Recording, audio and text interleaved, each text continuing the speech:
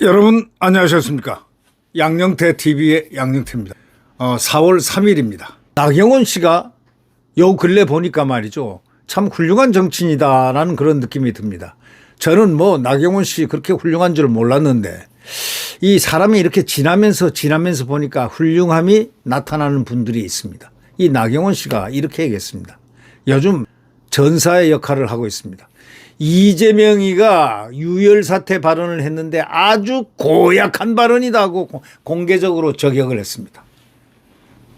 그리고 해서는 안 될 선동을 하고 있다. 이 얘기는 이분이 판사 출신인데 나경원 씨가 의법 조치해야 된다 이런 얘기입니다. 선동을 했다면 법에 내란 선동 아닙니까? 그럼 내란 선동했다면 이분은 내란 수괴가 되는 거. 제일 이재명이가 좋아하는 말이 내란 수괴 아닙니까? 아니 죄 없는 대통령을 갖다가 내란 수괴로 몰아가지고 어느 날 갑자기 거짓말로 내란 수괴, 내란도 하지 않은 분을 내란 수괴로 몰아가지고 수사기관 3군데를 쫙 어떻게 일렬로 배열을 어떻게 했는지는 모르지만 착착착착 해가지고 갑자기 박세현은 검찰의 박세현 서울고검장이 뭐 특수본 본부장이다 해가지고 탁 하더니 내란 수괴 뭐 누구 윤석열 하면서 그 다음에 내란을 선동한 뭐 국방부 장관 김용현하고 다 잡아들였습니다. 500몇 명 잡아들였다죠. 그 짧은 시간에. 내란 했습니까? 내란 했어요? 200명 군인 가지고 국회를 다 포위하고 국회의원들 다 잡아 체포할 수 있습니까? 총알도 다 빼놓고 왔는데 무슨 내란을 했다고 그러죠? 근데 왜 내란을 했다고 하면서 왜 헌법재판소에서 말도 하지 않고 슬쩍 자기들끼리 쓱싹쓱싹 해가지고 내란죄를 뺐습니까? 아니 내란죄가 80%인데 내란 혐의를 갖다가 빼버리는 자기들끼리 권유대 내란죄를 뺐습니다.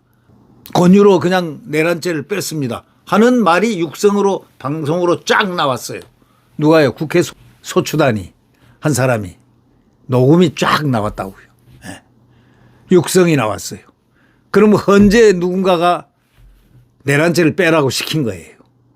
그러니까 추정컨대 권유대로 뺐습니다. 내란죄 뺐습니다. 하는 그 국회 소위 소추인단 국회 측 이재명 패죠. 이재명 쪽이죠. 네, 정청래 쪽. 그 사람이 그렇게 한 게 녹음이 쫙 나왔거든요. 정말 이 나라 보통 문제가 아닙니다, 이게. 그게 문영배의 바로 헌법재판소였습니다. 여기서부터 헌법재판소가 꼬인 겁니다. 결국 문영배가 헌법재판소 이미선이가 헌법재판소를 망친 겁니다. 대한민국 헌법재판소를 그렇게 끌고 가면 안 됩니다. 헌법재판소는 공정해야 됩니다. 아니 내란죄를 빼버렸으면 그 80%가 빠졌으니까 헌법재판소는 당연히 그걸 갖다가 다시 하고 국회에 돌려보내야죠. 그걸 내란죄로 탄핵을 시켜놓고 그걸 쏙딱 빼놓고 그대로 가면 계엄 하나 가지고만 가면 어떻게 되는 겁니까? 그게 재판 맞습니까? 누가 공정하다고 하겠고 누가 정의롭게 재판한다고 하겠습니까? 그죠? 그러니까 우리 대통령은요 너무 억울하게 처음부터 억울하게로 시작해서 억울하게로 지금 끝나가고 있는 거 아닙니까? 이게 되겠습니까? 아니 윤석열 대통령이 뭘 잘못했습니까? 전과가 있습니까? 나라를 위해서 헌신을 다해서 뛰고 국가 안보를 위해서 NCG 그룹 소위 핵 확장 억제 그룹을 한미일 그 그룹을 주도해서 만들어낸 윤석열 대통령이 뭘 잘못했다는 겁니까? 얼마나 잘했습니까? 그리고 보십시오. 그 코로나 이후에 국제 경기가 안 좋은 그 틈 거기다가 문재인이가 돈을 국고가 있는 돈을 갖다 다 말아먹었잖아요. 한 푼도 안 남기고 빈 열쇠고리만 넘겼지 않습니까? 그리고 거기에 이 사장든 뭐 국영기업체니 뭐니 이런 자리들 수천 수천 개, 수백 개 있는 그 자리들을 갖다 전부 다 대못을 말뚝을 다 박아놨지 않습니까? 아무것도 못하게, 돈도 없게, 국고 다 퍼주게 하고, 에? 차베스처럼 퍼주고 말이야. 자기는 인자한 아버지처럼. 돌아가고 싶다더니 돌아가기는 뭘 돌아가고 싶어요. 빨리 돌아가고 싶어서 미치고 환장하겠지. 에? 우리 대통령 보십시오. 담백하게 그런 문재인에게 물려받은 정말 아주 깡통 빈 깡통을 가지고 그다음에 좌파들의 공격, 이재명의 공격, 민주당의 그 공격, 쓸데없는 공격이 아니라 이거는 망조든 공격입니다. 그 공격을 받아가면서 이렇게까지 2년여를 끌고 오다가 국민들에게 계몽을 시키기 위해서 계몽령을 내렸는데 그게 무슨 내란 세력의 수괴가 됐습니까? 그리고 불법 체포하고, 불법 체포하고, 불법 구속하고 구금하고 되겠습니까? 대통령을. 천벌을 받을 겁니다. 대통령은 보십시오. 해외 순방할 때 가서 문재인처럼 가서 잔 적 있습니까? 낮잠 안 잤습니다. 시차 있어도 안 잤습니다. 그런 경제인단들하고 경제인들하고 같이 직접 국가 원수들 만나고 해서 직접 세일즈 했습니다. 나는 세일즈맨 1호입니다 라고 얘기하고 세일즈를 했습니다. 그 결과 그래도 엄혹한 국제 그 경기가 안 좋을 때 대한민국은 먹고 살았습니다. 네. 대통령에게 우리는 감사해야 될 부분입니다. 감사를 해야 될 부분입니다. 그 대통령이 지금 탄핵 심판에 올라 있습니다. 탄핵 심판이 기각이 만약에 되면은 이재명이는 유혈사태 운운했습니다. 바로 유혈사태 발언 아주 고약한 발언이다 하고 나경원이가 얘기했습니다. 왜? 해서는 안 될 내란 선동을 했다는 얘기입니다. 그러면 이것을 문제를 삼아야 되는데 이걸 문제를 안 삼아요. 검찰은 이걸 문제를 삼고 입건을 하고 하는 법적인 조치를 해야 되는데 경찰도 해야 되는데 말도 한마디 안 합니다. 나경원 국민의힘 의원은요. 이재명 더불어민주당 대표의 유혈사태 발언에 대해서 아주 고약한 발언이라고 비판을 했습니다. 나 의원은 이날 국회 소통관에서 윤석열 대통령 탄핵 심판 기각을 호소하는 기자회견을 혼자 열었잖아요. 거기서 그 얘기를 한 겁니다. 이 대표 발언 관련 질문에 대해서 해서는 안 될 이게 인간이 해서는 안 될 일을 하면은 그거는 하늘의 심판을 받는다는 얘기가 있잖아요. 해서는 안 될 발언을 했다 이겁니다. 두 가지 의미가 있는데 하나는 일종의 유혈사태 선동. 그건 결국 뭐냐면 헌재 선고 결과가 본인이 원하는 결과가 안 나오면 모두 유혈사태 각오하라. 피를 보인다. 너희들 죽여버리겠다. 이 얘기 아닙니까? 일종의 폭동을 하라는 일종의 내란 선동이라고 생각하는 거 아니겠습니까? 이게 매우 위험하다. 나경원은 그것을 지적한 겁니다. 그리고 두 번째 헌재를 심각하게 압박하고 협박하는 발언이라는 겁니다. 왜냐하면 헌재는 정치와 법의 교차점인데 순수한 법적 판단이라고 보기에는 거기에 플러스 정치적 판단이 있는데 헌법재판소 자체가 그 정치적 판단은 결국 국익이나 국가 안정 부분에서 판단할 것이라고 생각을 하고 있는데 그럴 때 있어서 결국 탄핵을 기각했을 때 혼란 상태 부분을 보면 결국 탄핵이 기각되면 엄청난 국가 혼란이 있을 것이라는 것을 일종의 압박 수단으로 써서 공갈 협박의 무기로 써서 헌법재판소에 압박한 거 아니냐 이거. 그래 이게 그러니까 매우 고약한 발언이다 이런 얘기입니다. 매우 위험하고 고약한 발언이라고 이렇게 나경원은 정의를 내렸습니다. 더불어민주당은 정권 찬탈에 눈이 멀어가지고 헌법과 법률이 정한 절차 또 견제장치를 무시하고 일당 독재적 발상으로 의회민주주의 근간 뿌리를 흔들어 버렸다 이겁니다. 이게 되겠습니까? 상권분립이라는 민주주의 기본 원칙 헌법 정신에 정면 도전한 건데 이 자를 야당 대표라고 인정을 하고 거기를 수하처럼 따라다니는 저자들 같이 공동체로서 저들은 내란 선동 세력입니다. 그러니까 결국 뭐냐. 내란 선동에 가까운 야당의 떼법식 탄핵을 인용하면 이거는 앞으로 어떤 정부든 다수 야당의 정치 공세에 언제든 국정이 마비된다는 것. 끔찍한 선례를 남긴다는 것. 그리고 법치주의가 아니라 떼법주의 승리다. 헌법 질서의 붕괴를 의미하는 거다라는 사실을 헌법재판소가 특히 극좌파 우리법 문영배는 절차의 부당성을 갖다가 스스로 행한 절차가 공정치 못했으면 부당한 거 아닙니까? 스스로 반성을 깊이 해야 될 것이다. 지금 이 헌법재판을 하면서 문영배와 이미선은 대통령에게 이 윤석열 대통령 피소추인에게 얼마나 많은 탄압을 했느냐 한번 반성을 깊게 해보라.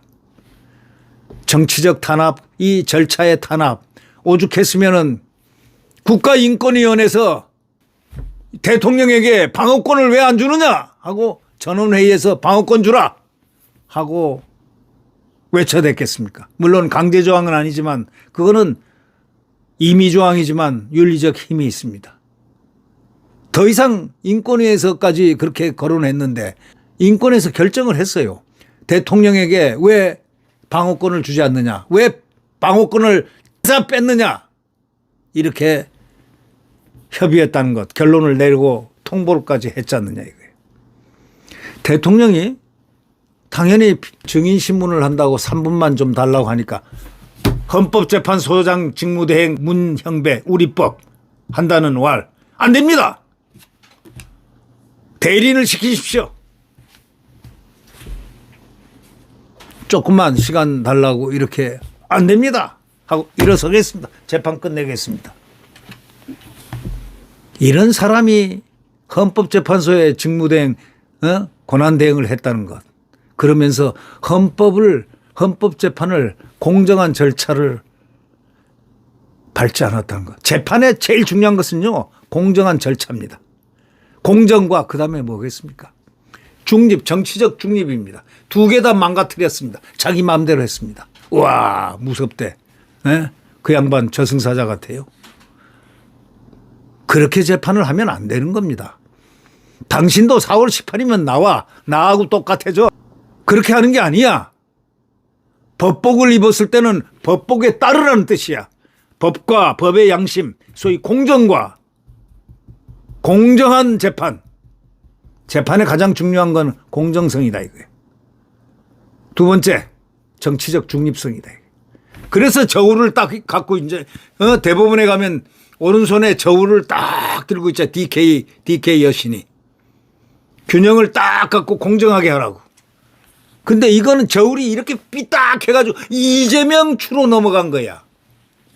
아무리 이재명하고 사법시험 연수원 동기고 같이 정성호하고 서의서 노동법 공부하러 다니고 했다 손 하더라도 SNS까지 이재명이가 만화님 잘 계신가 이럴 정도 같은 보통 사이가 아니라는 거예요. 예? 그런 SNS도 하고 나 소식 잘 들었다 하면서 뭐 등등 신뢰를 깨버린 그래서 마음대로 해서 인용 쪽으로 끌고 가려다가 덜커덕 국민들의 저항 때문에 지금 멈칫하면서 공정해야지 공정하지 않을 수 없는 그런 상황으로 지금 이제 들어갔다. 이 그나마 다행이다. 헌법재판소 재판관들의 양식을 국민들은 믿을 수밖에 없는 지금 현실에서 믿고 또 그 재판 결과에도 승복한다. 모두 다 이렇게 해야 되는데 이재명이는 승복 안 한다. 승복할 사람은 윤석열이다. 맞습니까? 재판을 갖다가 걸은 사람이 누구냐? 이재명이가 걸었지 않아. 자기가 재판을 걸었으면 이제 재판에 가면은 판결에 대해서 승복하겠다는 게 대전제가 돼야 되지 않느냐고. 근데 승복은 윤석열이가 해야 된다. 이런 사람 때문에 이 나라가 이렇게 질질 끌려 다녀서 되겠느냐 이거죠. 네. 오늘 이것을 보면서 내일 심판입니다. 정의의 신이 DK 여신상이 정의롭게 판단을 해 줄 겁니다. 그렇게 믿고 이재명 같은 그런 정치인은 다시는 안 나왔으면 좋겠습니다. 아니, 안 나와야 됩니다. 이제 다시 나오면 대한민국 국민들이 가만히 있지 않을 겁니다. 이런데 판사들께서는 좀 깊고 넓게 통찰을 해 주십시오. 지기현 판사처럼 사법 영웅이 판사들이 많이 나타나길 바랍니다. 한성진 부장판사는 국제인권법 회원임에도 불구하고 그 많이 지체한 그 재판을 갖다가 공직선거법에서 이재명에게 1년 징역 2년 집행유예 선고를 한 사람입니다. 이런 판사님들도 있습니다. 그런데 지금 공직선거법 2심 또 뭐 위증교사 2심 이제 올라갑니다. 위대한 판결이 나려지기를 바랍니다. 자, 내일 심판은 대한민국의 최고의 사법부에서 최고의 판결이 나려지기를 바랍니다. 정의롭고 공정하고 공평하고 정치적으로 흔들리지 않는 것, 편향되지 않게 딱 중립해서 평가를 해 주길 바랍니다. 무엇보다도 이재명의 유혈사태 운운하는 협박에 넘어가지 않기를 바랍니다.